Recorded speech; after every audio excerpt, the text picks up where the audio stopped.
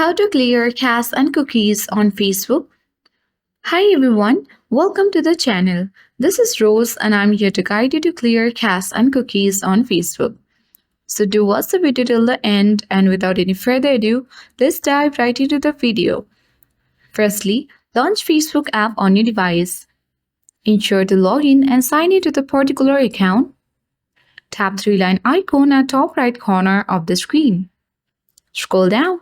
Locate Settings and Privacy. Now select Settings. Under Settings and Privacy, locate Preferences section and tap Browser. You will see browsing activity at top of the screen. Simply select Cookies and Cache. With a single tap, you can easily clear cache and cookies on Facebook tapping the Clear button. Now tap Clear button and your cache and cookies on Facebook has been successfully cleared. So that's all for today. Hope this video helped you.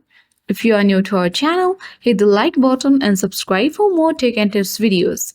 Thank you for watching and see you in the next video.